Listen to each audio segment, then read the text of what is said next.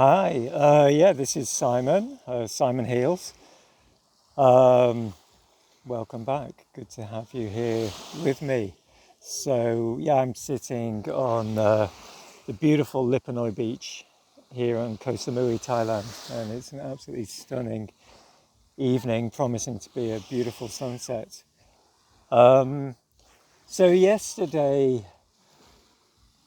I started to talk about frequency and how our personal frequency and vibration has an effect on the health that we manifest, and not only on our physical health, but also the health of our lives in terms of our relationships, our finances, and yeah, all aspects of our life. So I thought today it would be a good idea to follow that up with kind of zooming in on that in more detail and what can we actually do about it, if particularly if things aren't good, if our health's not good, if our relationships are not good, and we're not feeling particularly good about our lives, and that this happens to us all. And oftentimes we're trying to fix what we think is wrong out there, not really realizing that what we're experiencing out there is a very much a direct manifestation of what we're experiencing internally, albeit that there is generally a time lag between the thoughts that we have and the feelings that we have and the manifestation of those externally into our lives. So I mean, one thing that we really need to do is be super vigilant with our thoughts.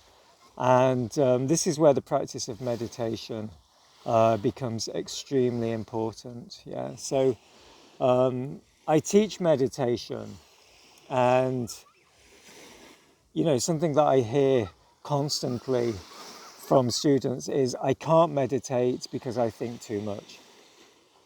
And so there's this preconception that, or this preconceived idea that meditation is about sitting, not thinking.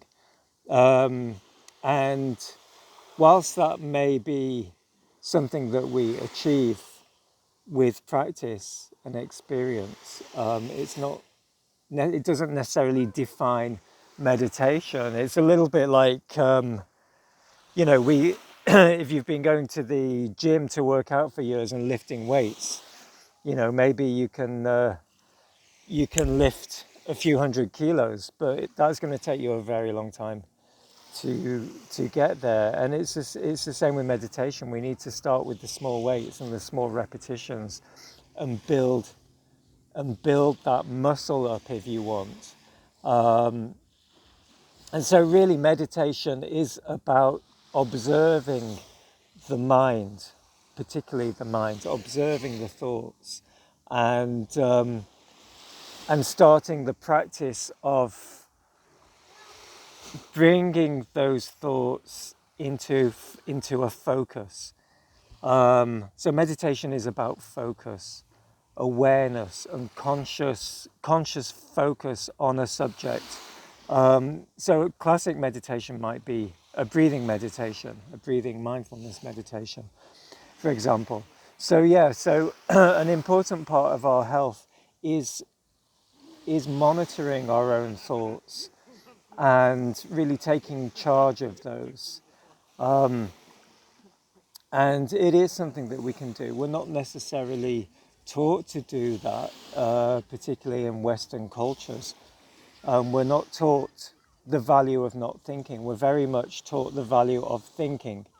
And whilst thinking plays a role, and it's important, it's very valuable, it's only a tool. So we really need to meditate. We need to learn to meditate. So this is one thing that is super important for really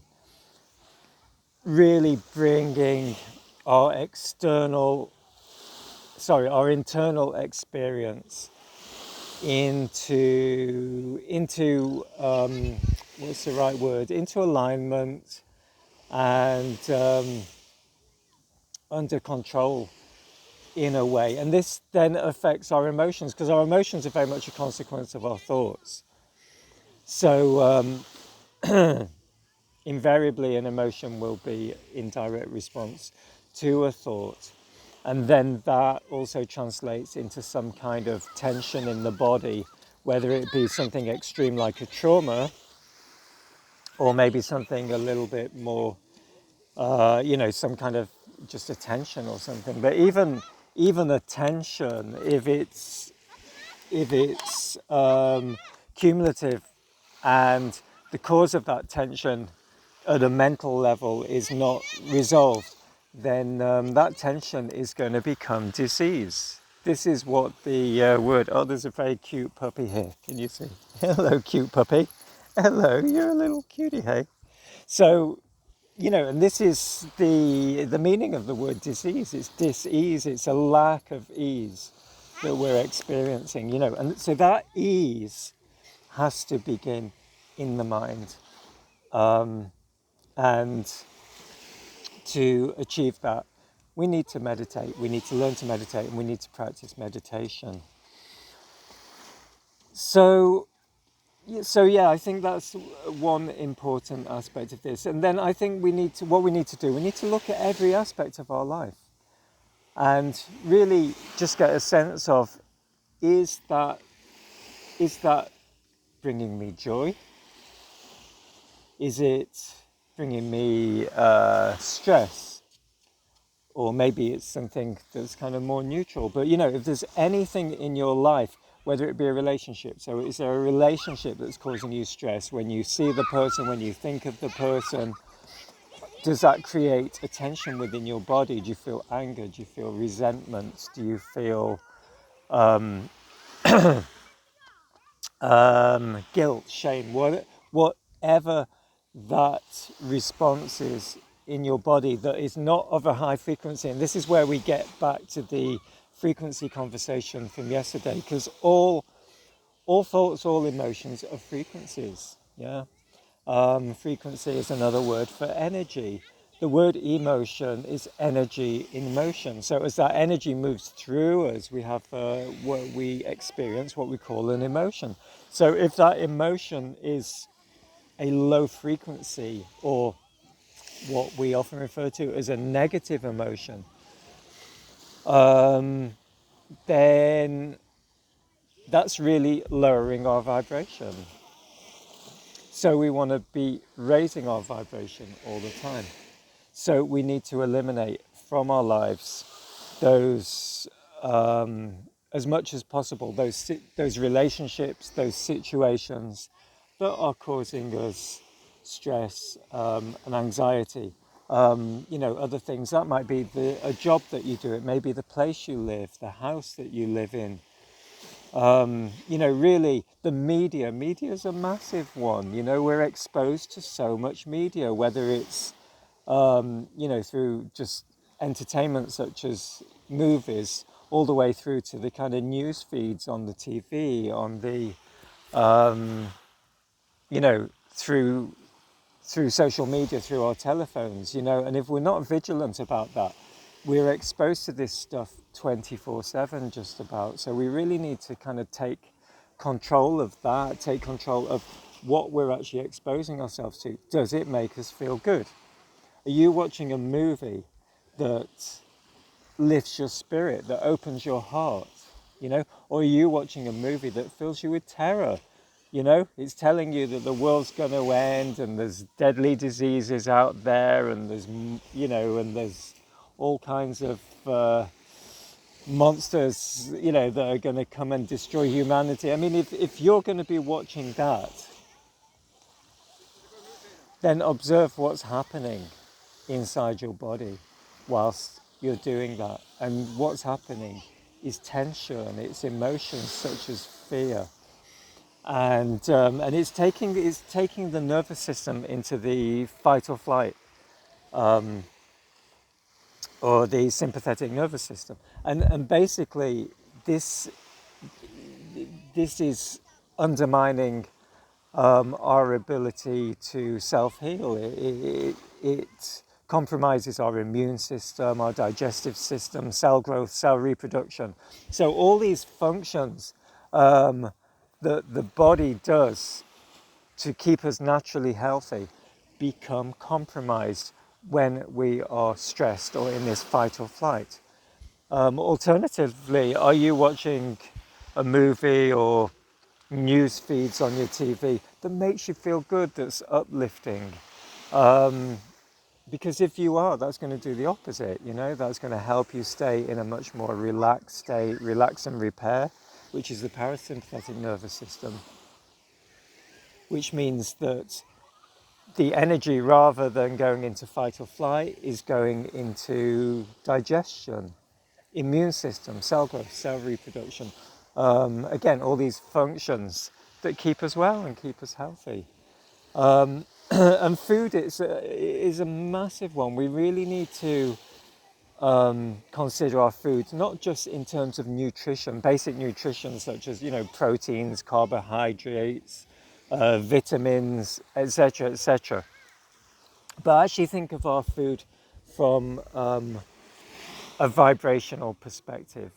How's the vibration, let's say, of a ripe mango freshly plucked from a tree compared to the vibration of eating the flesh of an animal that was kept in captivity in miserable conditions, fed, I don't know, antibiotics, artificial food, filled with dread and terror, torn away from its mother at birth, ultimately slaughtered, and then that's cooked, on a barbecue or in the oven or something. If you compare the two vibrationally, they're absolutely worlds apart. They're at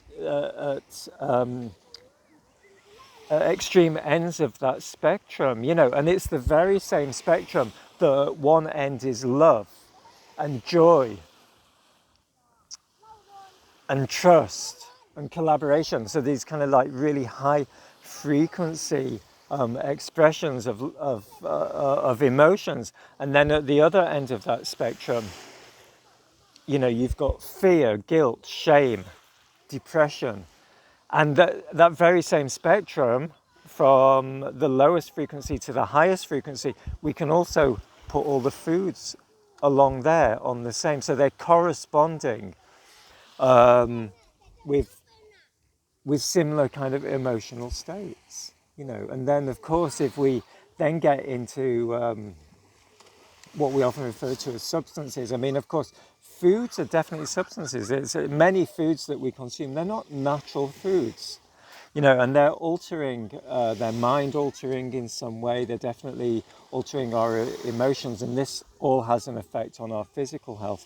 But then we get directly into substances, whether they be, those that are socially acceptable, such as alcohol, through to those that are considered to be unacceptable, such as many hard drugs. The fact that we make some acceptable and some not acceptable doesn't necessarily make them good for us. The fact that they're acceptable, if you know what I mean. So, where are these on a frequency on that same scale that we were talking about? Yeah, for sure. Alcohol might not be as far down that scale as, say, I don't know, something like heroin, which may be right down at the bottom of the scale, but it's certainly not going to be high up. It's not going to raise your frequency.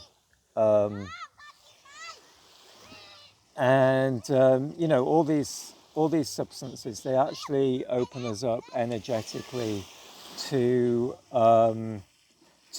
intrusion by all kinds of parasitic beings, from literal kind of parasites, such as worms and flukes and stuff like this, to more energetic parasites, to entities, and this is then when we start to get into aspects of healing to do with more kind of like spiritual aspects of healing, which, I'll talk about another time.